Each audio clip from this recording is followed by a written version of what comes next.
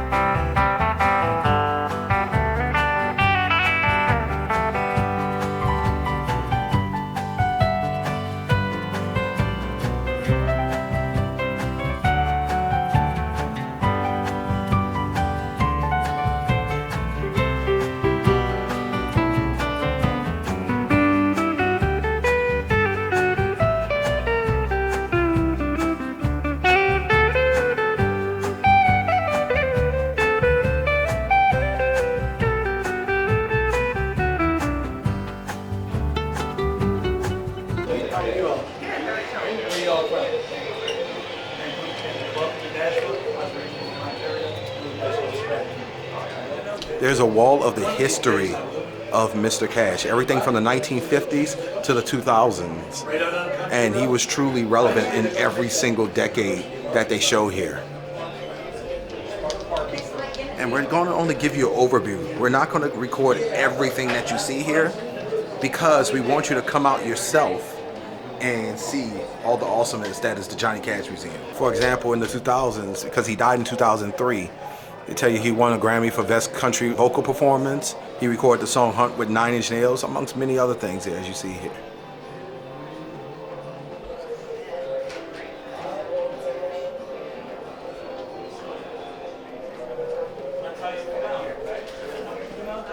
What's cool about this is Mr. Cash was serving his country. He's also a part of a piece of American history beyond his music, that he was the first one to transmit through Morse code that Joseph Stalin died. Joseph Stalin was a dictator for the Soviet Union back in the 40s and 50s. He led them through World War II.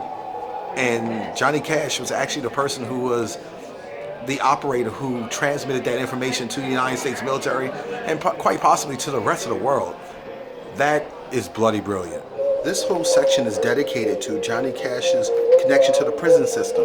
In this case, they're referring to him going to different prisons and singing, doing free concerts there, and his quest for prison reform. He believed that the people in prison were human too, and he wanted them to be treated as such. And he would go into these prisons and do these concerts to show everyone, and including the one from San Quentin that was filmed by British television, giving a new perspective on how prison life really is in the United States and for the most part of the world.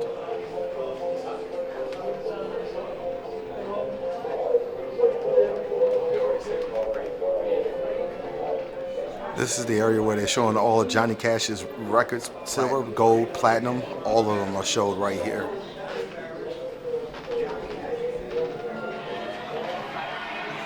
And this is showing some of the Country Music Association awards here. Album, the video of the year.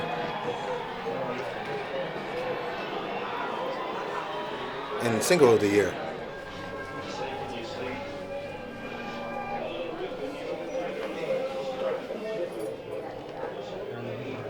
You see this chair here amongst these other things, these other artifacts here? These are all from the house that Johnny Cash had here in the Nashville metro area. He had a house near a place called Old Hickory Lake that actually overlooked said lake.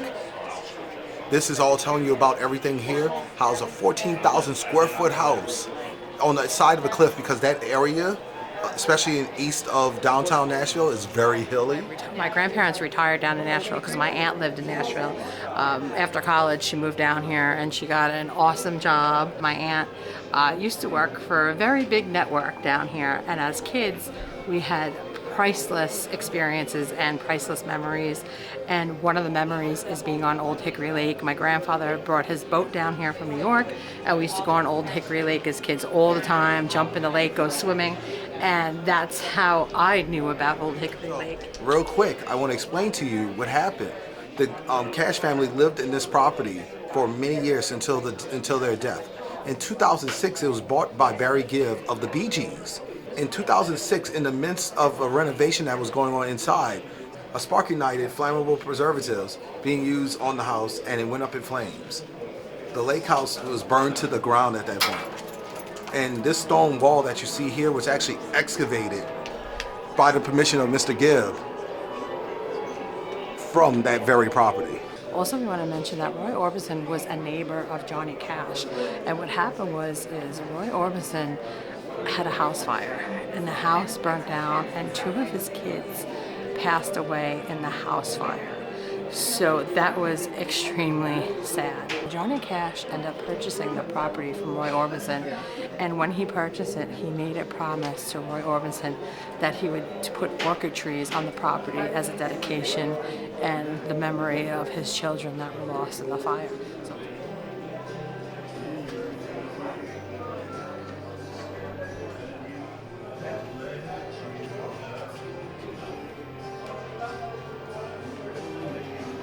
this is the June Carter Cash funeral program and the Johnny Cash poem that he wrote about her after she passed away.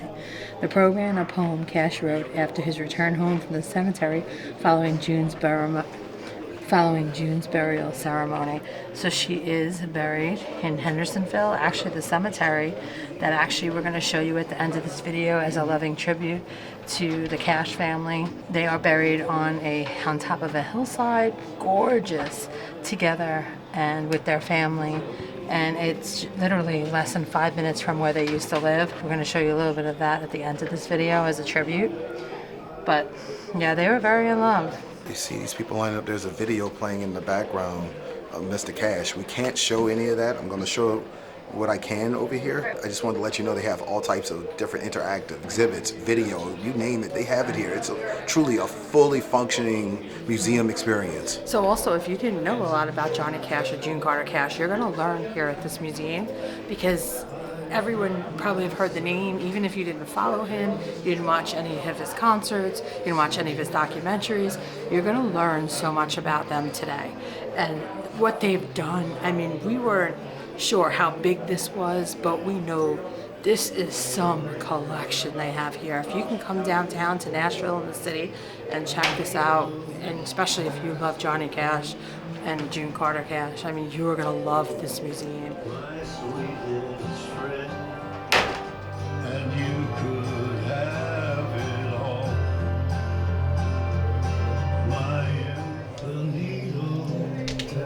This is talking about the meaning of Johnny Cash's last big hit, Hurt, in 2002. Covered a 9 Inch Nails song, and it was all produced by Trent Reznor.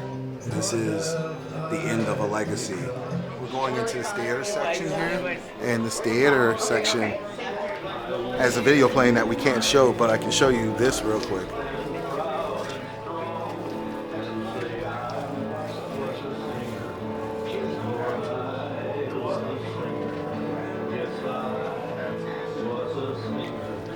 This is from the Johnny Cash show that he had on ABC in the 70s, and they're showing their family outfits.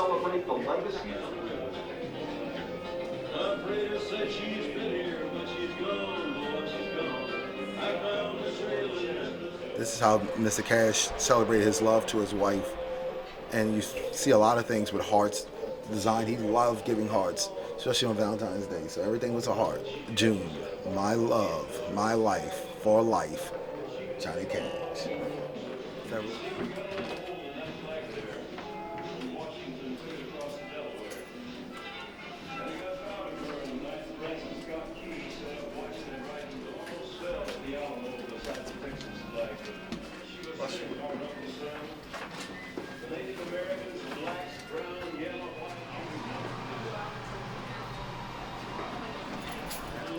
This is talking about Bob Dylan and the Nashville Skyline album. And what's cool about Bob Dylan is he loved 2 cities in the United States, Nashville and New Orleans. But he preferred New Orleans. I'm just going to put that there. But seriously, that is cool. And they're talking about this is the Grammy Award that was won for the Nashville Skyline song in 1970.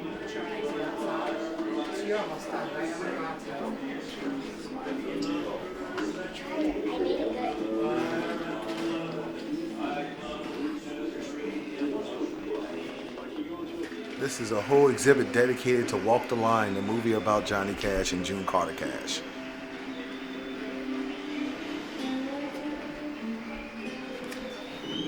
If you're a fan of the man and the legacy of Johnny Cash, this is truly the museum for you.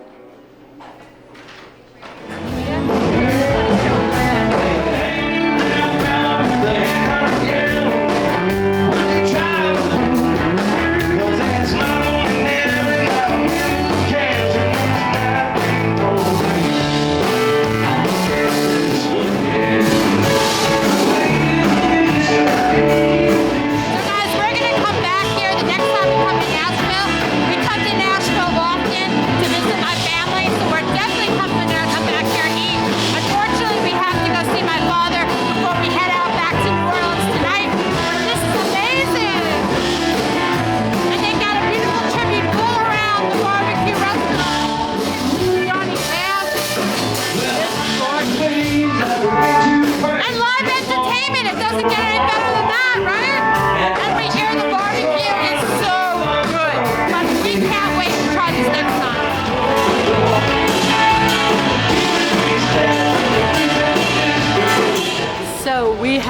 amazing time at the Johnny Cash Museum. What did you guys think? Hun, what did you think? That was amazing. This is considered the #1 museum of its sort in the world, and I don't blame people for that description because this museum was truly amazing. So for us, it's a quick trip. We love our car rides. Guys, we highly recommend when you come to Nashville to check out this museum, especially if you love Johnny Cash. You're gonna be in love with this museum. Also, we got to spend some time with their historian for the past 10 years. This museum's been open for 11 years. He started 10 years ago, and he was sharing some stories, and it was so nice to meet you, Randall, and to learn so much about your love for Johnny Cash and his family and June Carter Cash. And you're an awesome guy. Thank you to all the staff that we got to spend time with. You were awesome. Thank you for sharing your stories. Thank you for continuing on Johnny Cash's legacy, because this museum is what's left of Johnny Cash. So we've had this museum in the works for a very long time. We finally made it happen. We are here, and we are so glad we can bring this to you. So thank you to the museum, thank you to the staff for inviting us out. Also, when you come to this museum, they are very strict. There is no video, there's no flash photography, it's pictures only. Please respect the museum.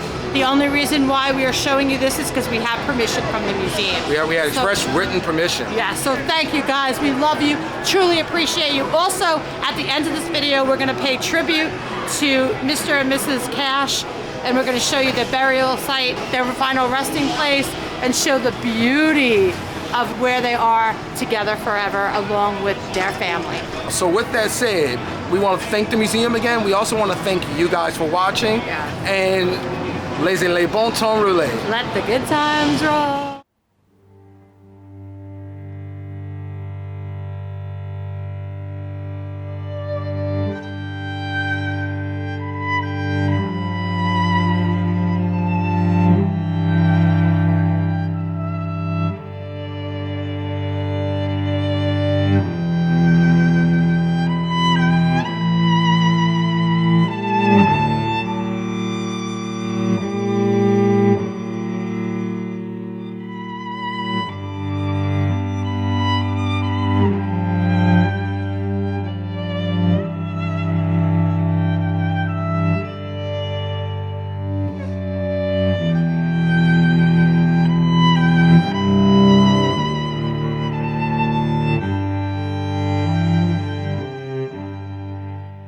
So next to us, check out Graceland Playlist because we got to do a little filming and some work there as well. Shout out to Graceland and shout out to Johnny Cash Museum. We love all of you. And we'll be back to Graceland soon.